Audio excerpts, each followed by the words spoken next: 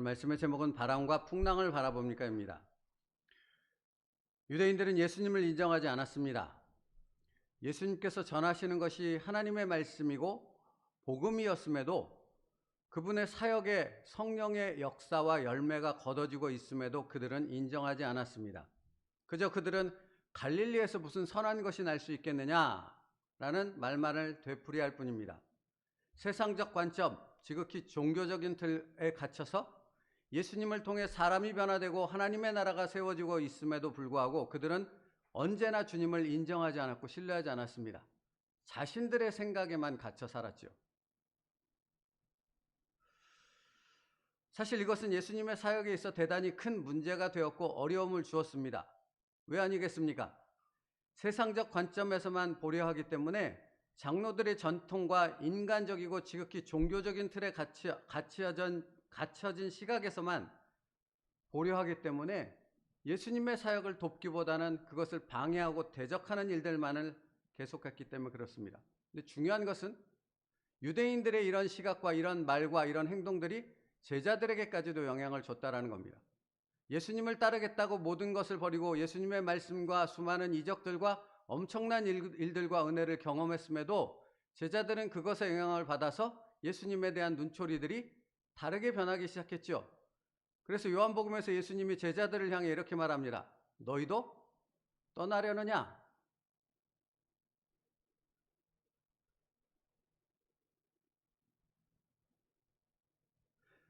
실제로 정말 중요한 순간에 제자들은 예수님을 배반하고 버리지 않았습니까?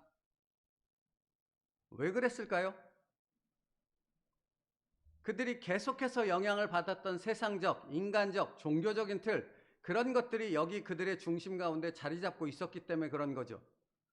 예수님을 따르며 복음이 무엇인지, 하나님의 뜻이 무엇인지, 하나님의 사역이 무엇인지, 성령의 역사가 무엇인지 거기에만 초점이 맞춰진 제자들이었다면 결코 예수님을 버리고 떠나지 않았을 것입니다. 십자가를 지시는 한이 있더라도 그들은 예수님을 떠나지 않았을 것입니다. 근데 여기 유대인들이 가졌던 그 인간적이고 세상적인 종교적인 틀이 그들에게도 여전히 남아 있었던 것이지요. 그 생각에서, 그 틀에서 벗어나지 못하였다라는 것을 그들의 삶을 통해서 여지없이 드러냈던 것이죠. 그러나 여러분 아십니까? 그 어떤 대적과 방해에도, 어떤 비난과 조롱에도 예수님은 흔들리지 않으셨습니다. 그들이 예수님을 신뢰하는가? 사역을 인정하는가? 중요치 않아요. 왜입니까? 예수님의 시선은 언제나 하나님 아버지께 고정되어 있었기 때문에 그렇습니다. 그리스도인으로 산다는 것, 어떤 분이 이런 얘기를 하더라고요. 이 치열한 세상 속에서, 이 험악한 세상 속에서 경쟁과 엄청난 물질과 사회적인 어떤 것들과 세상적인 어떤 것들로 뒤덮여 있는 그 직장 속에서 그리스도인답게 살 수 있냐고요. 그런 질문을 하더라고요. 살지 못합니까? 그럼 그리스도인 아니죠. 하나님 안 믿는 거죠. 그 사람의 시선은 전혀 예수님께 고정되어 있지 않다는 것을 스스로의 입을 통해 드러내는 것 아닙니까? 살 수 있는 곳에서 그리스도인답게 살 수 있다면 도대체 주님이 왜 십자가에서 죽으셔야 하는데요? 살 수 없는 곳에서 그리스도인답게 복음이 무엇인지, 하나님의 역사가 말씀이 무엇인지를 증거하는 증인의 삶을 살아야 하기 때문에 주님이 십자가에서 죽은 것 아닙니까?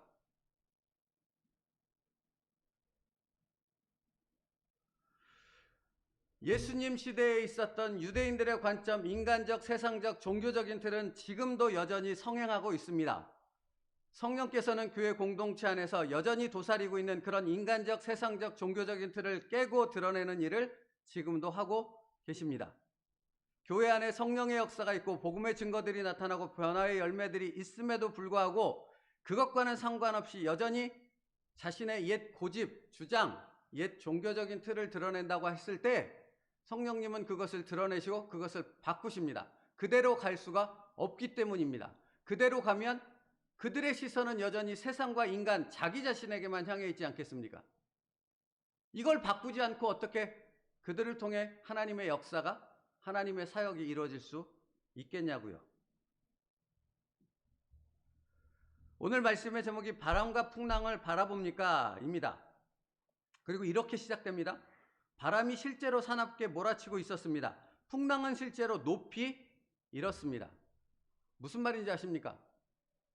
우리가 그리스도인답게 살아가야 하는, 우리가 하나님의 사역을 감당해야 되는 여기 예배당이든 가정이든 직장이든 어디든 바람과 풍랑은 여전히 몰아치고 있다는 것입니다. 쉴 새 없이, 끊임없이 여전히. 여러분 아십니까? 베드로가 예수님의 말씀을 따라 무리를 걸을 때도 여전히 바람과 풍랑은 베드로를 죽일 것처럼 휘몰아치고 있었다라는 겁니다. 성경은 분명히 그걸 말하죠. 근데 베드로는 주님의 말씀을 따라 오라 해서 그 파도 위를 걸어갈 때는 그런 것들이 아무것도 인식이 되지 않았죠. 왜 그런 거죠? 오늘 말씀에 명확히 말하지 않습니까? 그 시선이 주님께만 고정되어 있었기 때문입니다. 그러면 세상의 관점, 세상의 치열한 것, 어떻게 그리스도인답게 살 수 있어? 어떻게 그런 일을 할 수 있어? 어떻게 그런 것들을 깨트릴 수 있어? 라고 말하는 것, 모든 것 상관없습니다. 왜죠? 주님께 시선이 고정되어 있기 때문에 그렇습니다. 그게 그리스도인입니다. 그게 우리가 믿음으로 걸어가야 될 우리의 삶입니다. 그러나 아십니까? 여전히 당신의 생각과 마음과 시선이 세상적, 인간적인 틀, 종교적인 틀, 이전의 어떤 것들에 갇혀 있으면 주님께서 이루고자 하는 것은 아무것도 보이지 않아요. 볼 수 없죠. 보이십니까?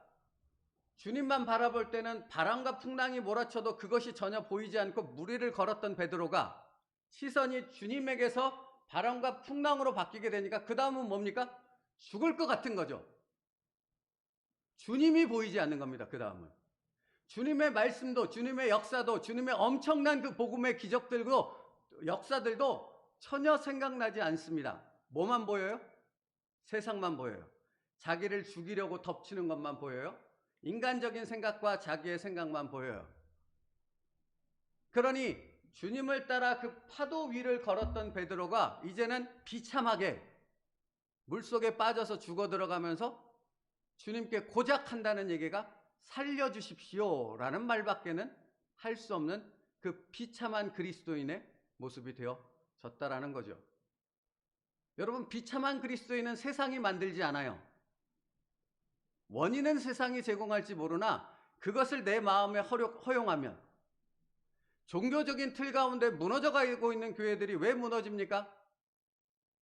종교적인 틀을 가진 것들을 자기 마음속에 받아들이기 시작하면 더 이상 아무것도 주님이 보이지 않고 주님의 말씀에 대한 신뢰도 사라져버리는 거죠.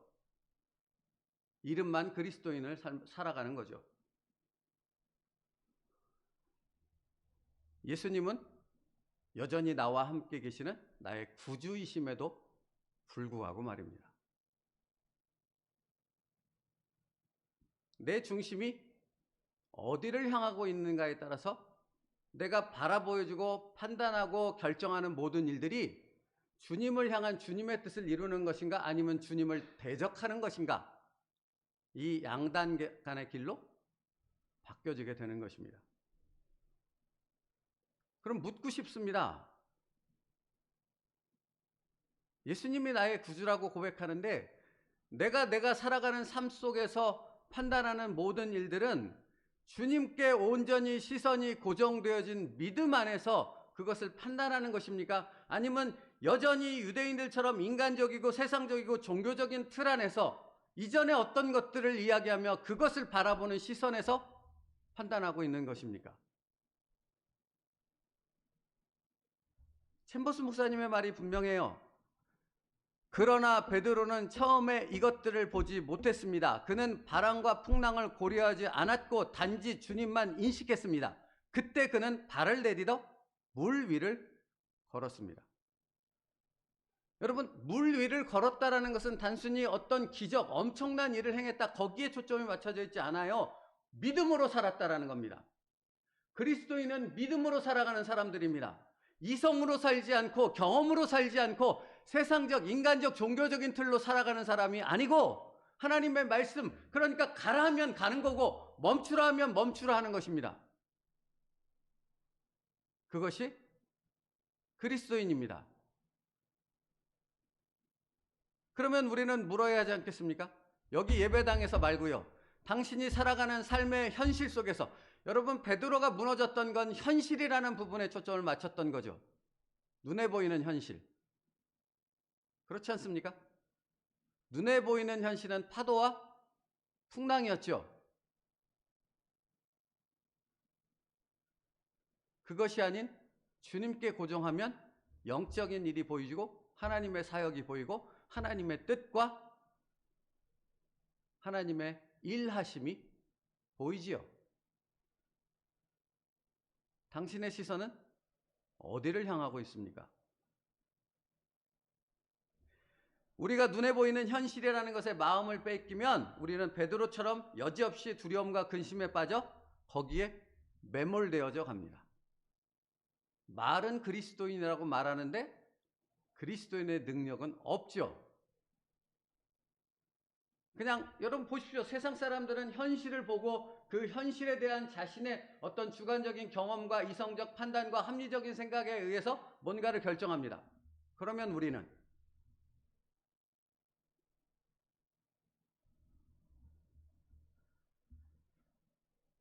챔버스 목사님 말합니다. 그는 실제 일어난 일들을 고려하게 되었습니다라고. 바람과 풍랑은 가짜가 아니었다고요. 실제였다고요. 우리 눈앞에 보이는 현실도 다 실제라고요. 여러분이 생각하고 판단하는 그 근거가 되어지는 것도 가짜가 아니고 실제라고요. 그런데 그 실제보다도 더 중요한 것은 주님의 뜻이라고요. 나를 향한 주님의 말씀이라고요.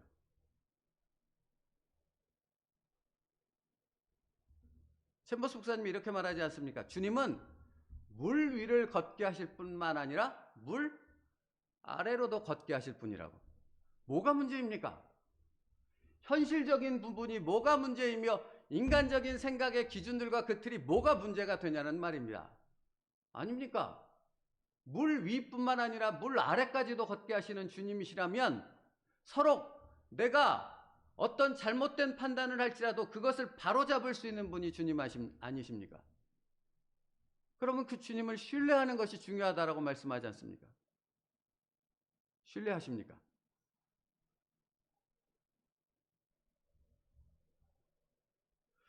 챔버스 목사님의 표현을 잠깐 읽어드릴게요. 사실 주님께서는 베드로로 하여금 파도 위에서뿐 아니라 파도 밑에서도 걷도록 하실 수 있었습니다. 그러나 주 예수님을 인식하지 않는다면 둘 다 불가능한 것입니다. 여러분, 여기에 포인트는 핵심은 이거라고요. 주님을 인식하며 주님께 내 시선을 고정하면 물 위뿐만 아니라 물 아래까지도 걷는 엄청난 하나님의 역사가 내 삶에서 우리 공동체 안에서 일어납니다. 그러나 내가 주님을 인식하지 않고 주님께서 어떤 생각과 어떤 마음을 갖고 어떤 계획을 갖고 여지껏 인도하셨고 그 일을 행하시려고 하는 건가, 여기 주님께 포인트가 맞춰져 있지 않으면, 시선이 고정되어 있지 않으면 물 아래뿐만 아니라 물 위로 걷는 것, 아니 주님을 믿는다고 고백하는 것, 아무것도 나와는 상관없습니다. 주님이 나와 무관하게 돼버리기 때문에 그렇습니다. 왜 주님이 나와 무관합니까? 내가 주님을 인정하지 않기 때문입니다.